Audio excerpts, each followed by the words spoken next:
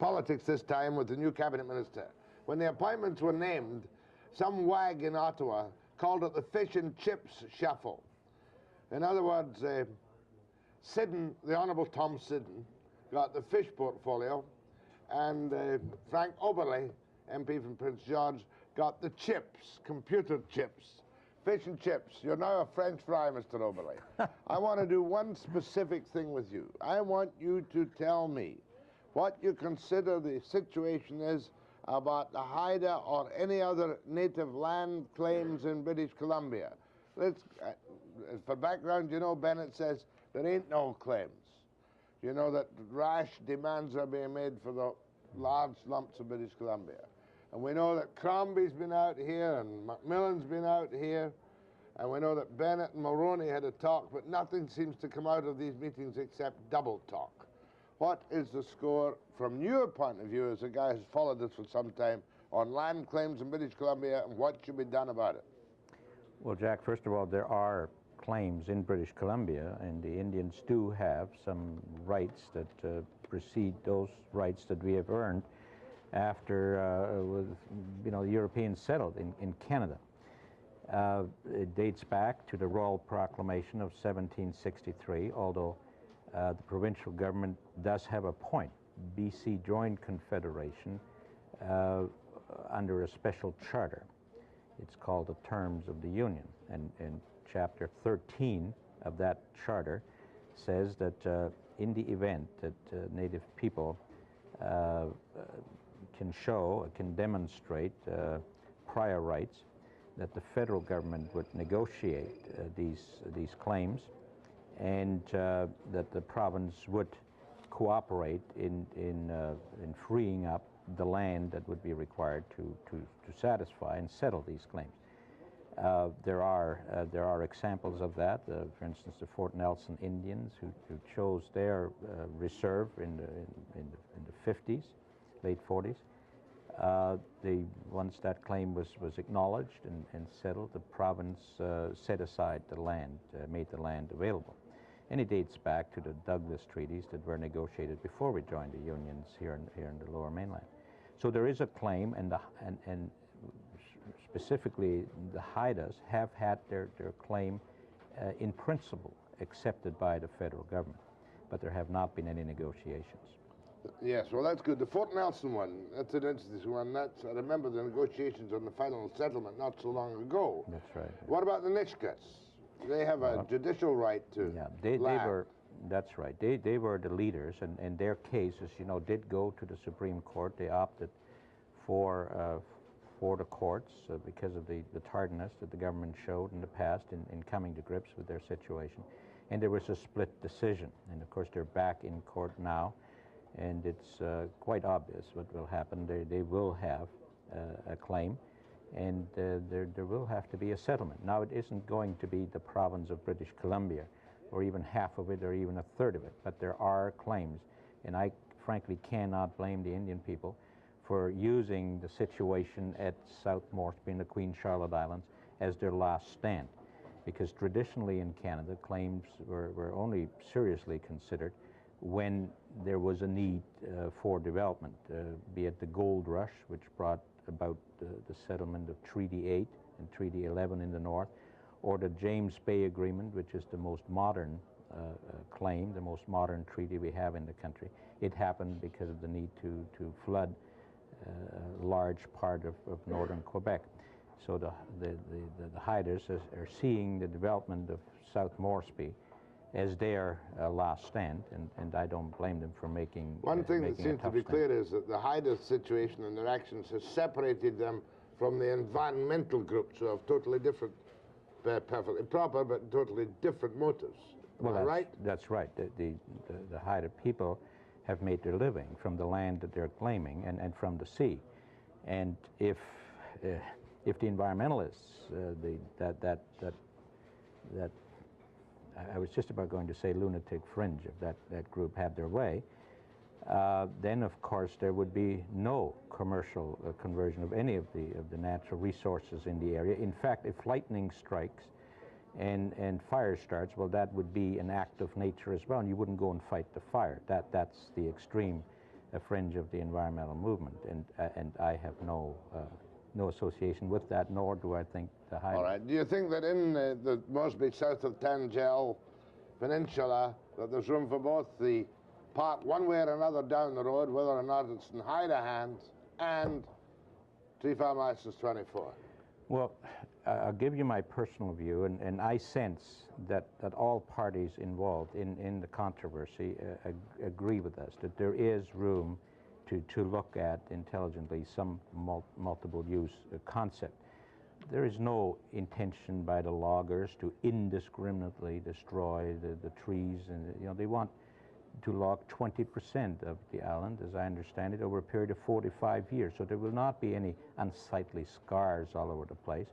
And the rest, the other 80%, will be preserved forever. And if it can be done in some kind of park, that's what we would like to see. But don't forget that the initiatives have to come from the province. They own the land at the moment, and the resources. You said the federal government has the right to negotiate with the Haidas, yes, with provincial cooperation.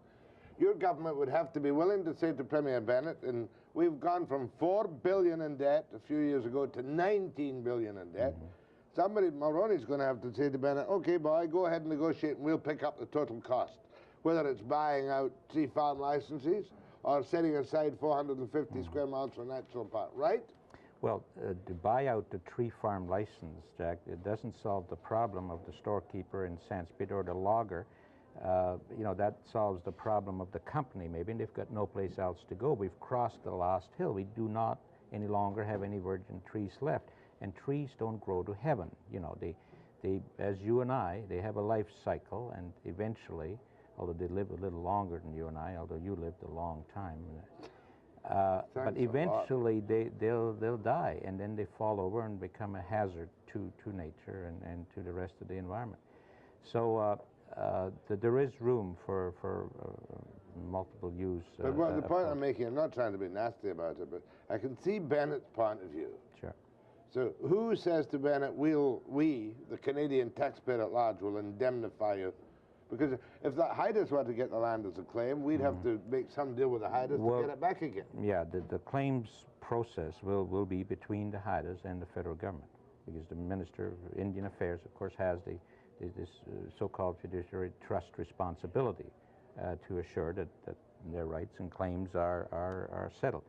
Once that's done, once we've identified the area to which they have a right, then we'll go to the province and say, and Mr. Bennett agrees with that. There's no, I was in Victoria and talked with the Attorney General. There's no controversy there. That's part of the arrangement that is in the terms of the union. Then we'll say, look, this is the area, and it has not been alienated for any use, and the Haidas have a right to it. And we'll compensate you for the resources on it and for the land itself. And whatever it costs, Jack, it's a cost that should have been borne 100 years ago. The Indians do have the right. It's laid out in Confederation, in the Royal Proclamation. There it is, and of course the Charter strengthens the existing Aboriginal rights. Exactly. There is a reference to that in the Charter now. Okay, Frank, I'm going to let you go now. Thank you very much for being here this morning. Best of luck with your Young Astronauts program. Yeah. What are you going to do with that fancy office downtown Vancouver? Well, Jack, I'm not going to get myself into that controversy at all. I'm going to have a very modest ministerial office in Prince George. And thanks for having me on the program. I feel a little bit like a traitor to the cause, because you're seen in Ottawa now, via satellite through my science and technology portfolio. Thank you very much. And there is the danger, of losing our cultural sovereignty in the West, because we're getting quite a reaction to your program down there. So I'll say hello to Ottawa as well. You can see me on Channel 50. Right. I understand that the Association of Young Conservatives Executive Assistants watches Webster in preference to CBC Noon News in Ottawa. Well, now, I wouldn't say that. I have a letter from them asking me to invite to speak to them. Excellent. It brings a little bit of British Columbia into Confederation culturally and politically. You're an institution countrywide now. And maybe, too, it might bring a little bit of common sense into some of the young conservative assistants, which they can pass on up the stairs. Thank you very much, Frank. Thanks, Rebecca. Webster Free for All after the break.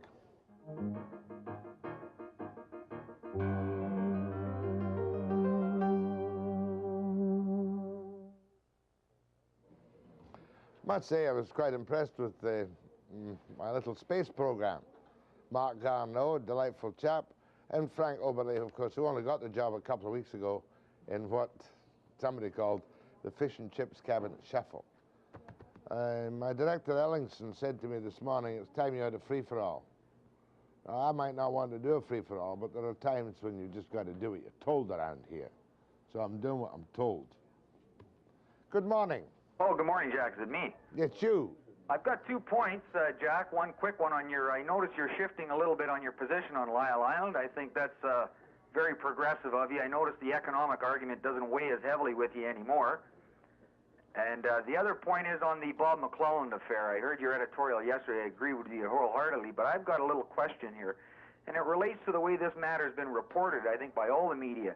I recall when Charles Barber was on trial for similar offenses. No, that is not correct. Let's get you clear right now. Okay, go but clear just me a up on moment, this. just a moment. You see, this is a danger of taking calls on a delicate issue like this. Bob McClelland has not been charged with any offense whatsoever, and to draw a parallel is totally inaccurate. Oh, fair enough, and if fair I enough, might say then so, here's it's the other one, stupid. then. What's the other I was watching a one? little clip on your late news last night, and they were talking to his constituents in Langley. And I find it strange to believe that the people out in the Bible Belt in the Valley would say that what the man does in his private life has absolutely no bearing on what he does as far as his public concerns for his constituents. Right. You and I might take the thing, too. And as Neil Adams said so well last night after speaking to some experts, none of whom I don't think appeared on camera, that there is as such no precise legal precedent or constitutional requirement for a minister to resign, although that is the case. But of course, it's a question of embarrassment to your colleagues and putting yourself under a cloud, and a question of the principles and moral standards of leaders of the government. And I hated yesterday to say yesterday morning that I think Bob should step down from his portfolio. But if I'm going to be honest on one thing, I'm going to be honest on another thing. Now, as far as Lyle Island is concerned, I have not changed my angle on the economic threat to the disastrously hit forest industry in British Columbia, nor will I.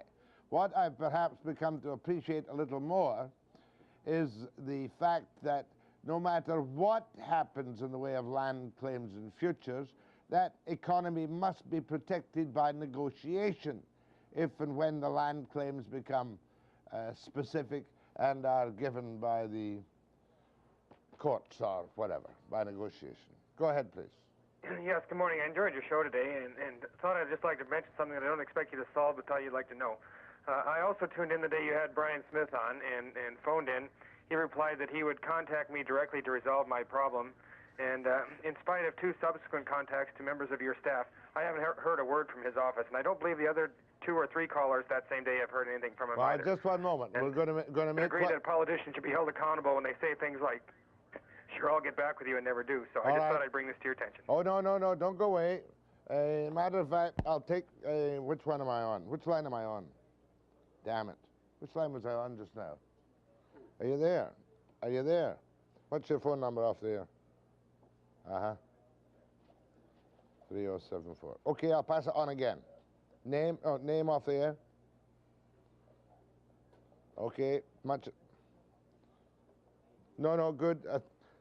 I'll make quite sure, though. I'll double check that the numbers have been passed again over to him and make sure that your number is passed. The numbers have been passed over to him. There's one there to be phoning the Attorney General's office about. Go ahead, please. Hello. Oh, which one? 6444 Whistler. Go ahead from Whistler. Yeah, good morning, Jack. Morning. I've lived in this province for 20 years, and I got 2 points here. One is I'm getting sick and tired of beautiful Bennett, Columbia. The second one is you're not a young man anymore, and what I would like to know is what you think or have thought over the years of the change in technology from when you were a kid to the space flight, and I'll hang up and listen to your answer. What an opportunity to reminisce about my barefoot boy days. I will not seize on it, but I remember well, in the room and kitchen at 93 Battlefield Avenue, Langside, Glasgow, S2, Scotland, we had, my father manufactured his own crystal set, and we would sit around the table in the kitchen, and he would say, whisht, whisht, whisht, I've got it, I've lost it, I've got it, I've lost it. And we'd all get a crystal, the earphone, and we'd listen to O-T-E, O-2-E, U-T-E. It was the first British broadcasting station, which I think was Marconi, and that's the difference. And when I was a youngster in Glasgow, one of my favourite pranks was running out, racing along beside under the hooves of Clydesdale horses, jumping onto the coal wagons, throwing bits of coal on the street while the man was upstairs delivering sacks of coal. And that was the principal mode of transportation for the delivery of coal and other things, railway goods and whatnot, when I was a boy, name of goodness. What a difference. That was the days of and we had gas mantles in the house.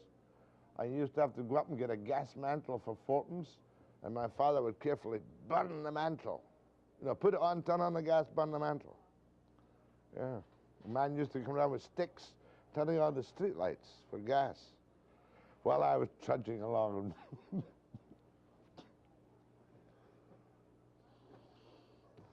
Go ahead, please. Yeah, good morning, Jack. If I overdo the story about the barefoot boy, Jenny and Victoria gets absolutely livid.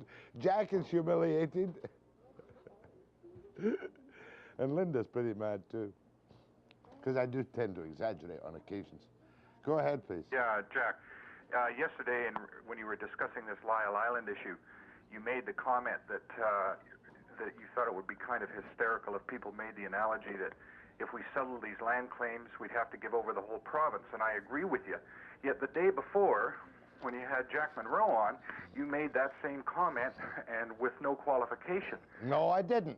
You sure did, no, Jack. I Don't didn't. be a hypocrite on this issue. No, I didn't. You're starting to sound like a walking ad for Bill Bennett, because this is the issue the only one he's got for an election coming up. If you tell me I'm a walking ad for Bill Bennett, I'll take off my microphone, throw away, and quit right now. No. On that issue, on that particular statement, you were, because I've heard Bill Bennett use it already. He says that he will not negotiate with the Haida because he cannot hand over the whole province to the natives. And you said that same thing with Jack Monroe, but didn't qualify the statement like you did yesterday. Well, did I do it as a question? You made a statement. Did I do it as a question? No, you didn't, Jack. Well, I'll have to look at the damn tape because I'm not going to admit you're right. What I have said is that there is a threat to investment because of the claims which cover 60 to 70% of British Columbia. I agree. Isn't it funny, in all of this brouhaha over this whole thing, yourself included, we haven't asked, we don't know yet, like, I'm sure that, you know, a lot of this is just on a matter of principle. I don't believe for 1 minute that the Haida Nations or the other native groups in this province want the whole province handed over to them lock, stock, and barrel, and I don't believe that they want compensation for the entire province. No, of course they don't. Ask him yet. I mean, don't be silly. Did I not raise that matter with Miles Richardson and find that he wasn't very specific about any answers? Because quite obviously he wasn't going to commit himself on my program to specific answers. Do you remember me asking him? I'm sorry, Jack, I was working that day. Well, you've got no damn right to comment on it. That was the best interview I've done since I tackled Lyle Island. With Joe Gosnell and Miles Richardson. You know? Well, I'm very sorry indeed that the program is not rebroadcast on Czech at midnight. Okay, thanks as it used to be. Did you see David Frost yesterday? I beg your pardon? Did you see David Frost yesterday? Loved it. Wouldn't he have some things to say if he tried to interview Bill Bennett or Grace McCarthy? Wouldn't that be a classic?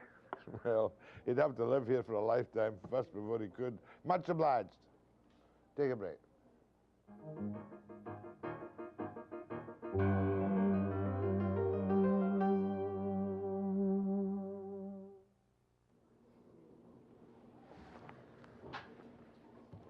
Go ahead, please. Morning, Jack. I was just reading the paper.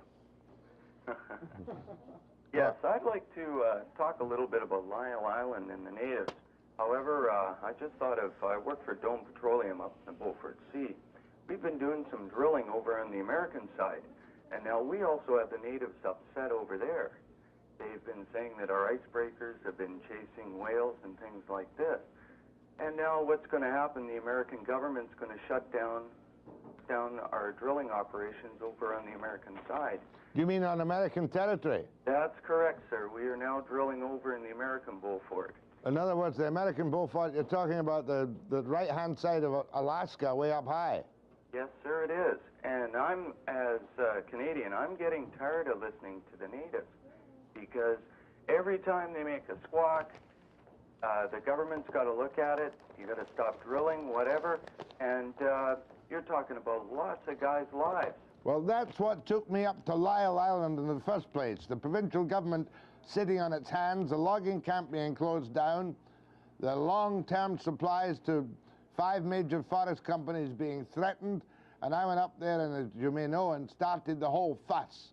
Sometimes I wish I'd never bothered. But you see, but the fuss had to come sometime, and maybe it was good that we brought it on this time by influencing the government to issue the cutting permits. The hiders, of course, saw an opportunity to make their stand, and the one good byproduct is that the environmental people who can afford $26,000 a page for ads in the Globe and Mail have been backed off for the moment. Yeah, but... But I can see why you're worried about your job and you resent it, and we can't afford to lose the kind of work you people are doing in the Beaufort Sea in case you make a big drill which might help us back to prosperity. The only thing is, a lot of the claims that they do make, there's a hole in them.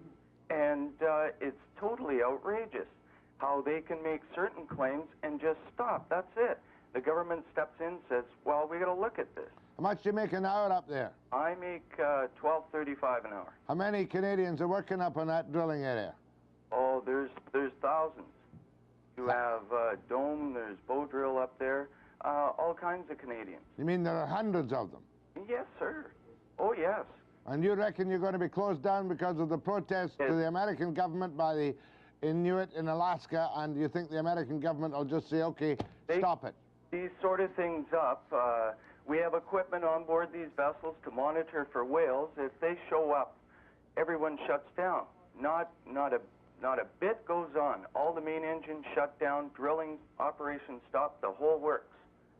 But they've been making noise now up there. Have you been told you're going to shut down? Not yet, no. We are concerned about it, though. When do you go back up again? Not till May. So are they drilling up there now? On the Canadian side, Bow Drill's doing some drilling, but... Okay, well, keep me in touch, and thanks for your call. Go ahead, please. Yeah, good morning, Jack. Morning. Yeah, it is a very common sense approach to Lyle Island there in South Moresby. But I'm not in favor of clear-cut logging as it stands. I think a more selective type of logging process should be done. And it would help an awful lot if the logging companies would clean up after themselves. They leave a horrendous mess there, usually. Oh, I've seen some disastrous messes, but Lyle Island looks pretty clean to me. But the question is, we're at the stage now where we can't suddenly decide, those people sitting in their fancy homes in Montreal and Toronto and Los Angeles and Sydney, Australia, suddenly say, well, really, we'll just close down the forest industry of British Columbia.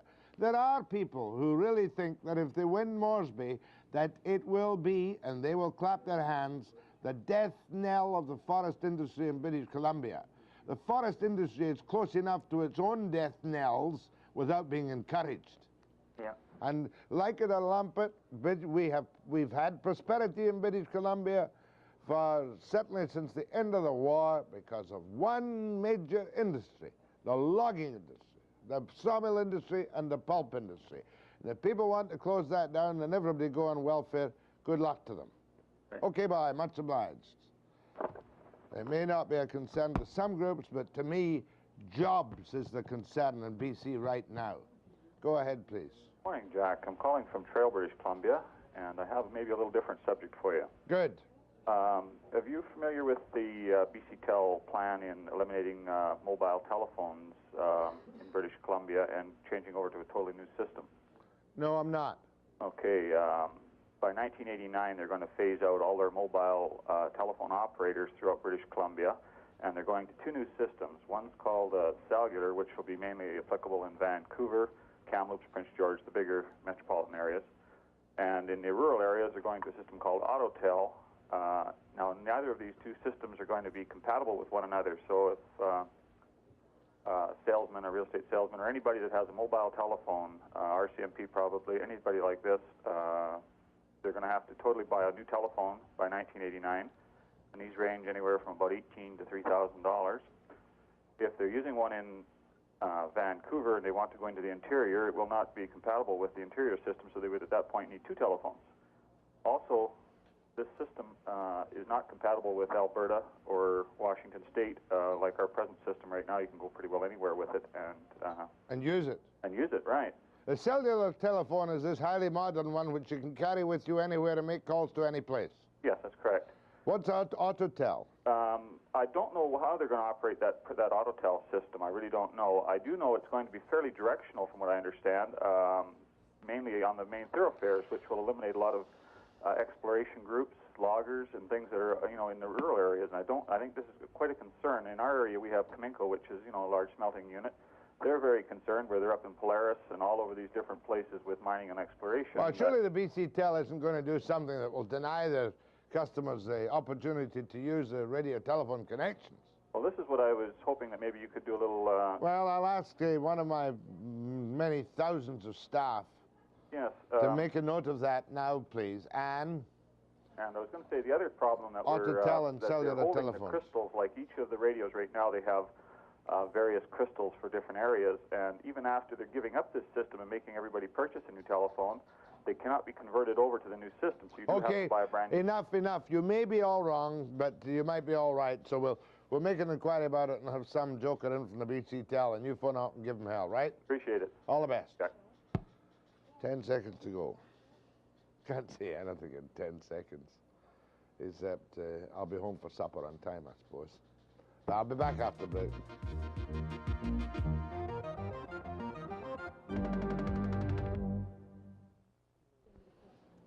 It says here that the man who conceived the television series Rumpole with his character from his books is going to be here Monday morning. John Mortimer, creator of Rumpole of the Old Bailey. And I've got an expert for the normalization for the mentally handicapped. That's how it's done in Sweden. I'm not going to attempt to pronounce the man's name. And we'll be off the top with some news story or other, I'm sure. Monday, 9 a.m. precisely.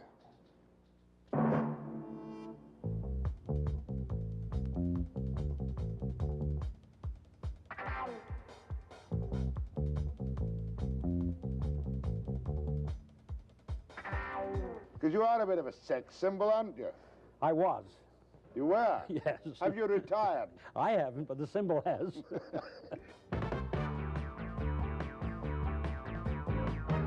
I missed the name of the book. It's the Gold Digger's Guide. Gold Digger's Guide. Guide. Jack, I think you better lock your office door. Why? Well, you're going to be swamped. Oh. That's a hard nut to catch, I'll tell you. Okay, Jack. And he said, "Well, David," and as you know, when a politician says, "Well, David," in that sincere sort of manner, you know there's crap on the way. He once said, "There is no housing problem in Britain today. It's just a rumour put about by people who have nowhere to live."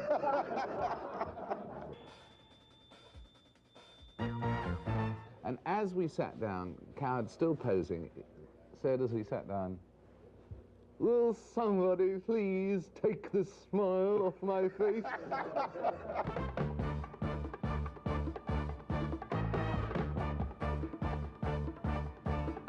And I thought, sort of stuck, as a way of describing becoming the king, was a masterly piece of British understatement, don't you think? Sort of stuck. Rather like the rich man in London who said to his chauffeur, "Drive over a cliff, James, I'm committing suicide."